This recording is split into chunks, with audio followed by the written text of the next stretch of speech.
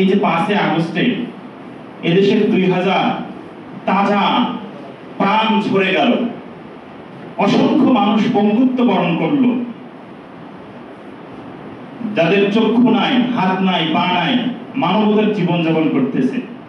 এখন সেই সরকার ক্ষমতার থেকে চলে গেল, পালিয়ে গেল, আর একটা নতুন সরকার আসলো, ইন্টারিম সরকার। এখনো আমাদেরকে রাজপথে মিছিল করতে হচ্ছে নিয়মিত।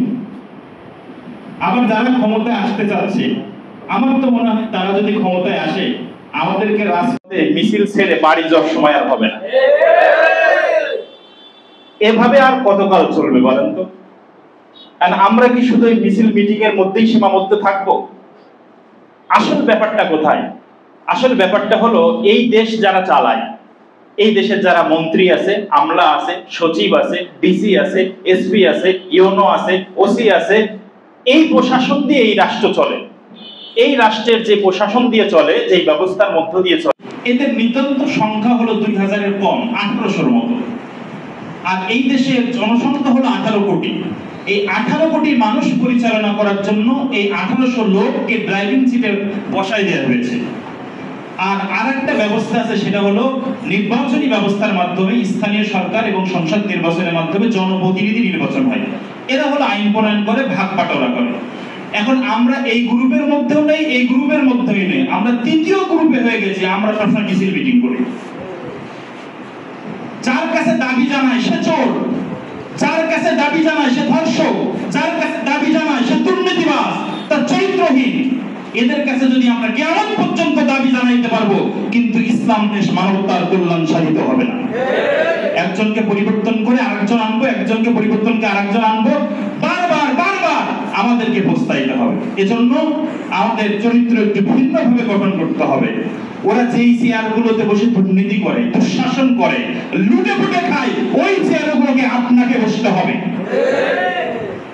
এখানে যারা আছেন, নিয়ত করতে হবে যে যে ওয়ার্ডে আছেন, একেবারে ন্যূনতম আমি ওই ওয়ার্ডের মেম্বার হব। তা না হলে আপনি সারা জীবন শুধু মিছিল মিটিং করবেন, এ দিয়ে জনগণের কি ফায়দা হবে? আপনাকে মেম্বার হতে হবে, আপনাকে চেয়ারম্যান হতে হবে, আপনাকে উপজেলা চেয়ারম্যান হতে হবে, মেয়র হতে হবে, কাউন্সিলর হতে হবে, আপনাকে ডিসি হতে হবে, এসপি হতে হবে। এই জায়গাগুলোতে দখল করতে হবে, যেই জায়গাগুলোতে বসে ওরা দুর্নীতি করতেছে, দুঃশাসন করতেছে। যদি আমরা ওই জায়গাগুলোতে দখল করে না বসতে পারি, আমরা বারবার শুধু দাবি জানাইতে পারবো, কিন্তু আমাদের দাবির যে বাস্তবায়ন সেটা হবে না। প্রিয় ভাইরা, এজন্য আমি ইসলামী যুব আন্দোলনের দায়িত্বশীলকে বিশেষ করে বলবো, ইসলামী আন্দোলন বাংলাদেশের নেতা ভালো, এই নেতার নামে কেউ একটা বজ্জাত স্লোগান দিয়ে সাহস রাখে না। যারা দিয়েছে তাদের পরিচয় হয়েছে। আল্লাহ পাক রব্বুল আলামিন এবং রাসূল করিম সাল্লাল্লাহু আলাইহি ওয়াসাল্লাম তাদের পরিচয় দিয়েছেন, এরা যার সন্তান। এটা আমাদের কথা না।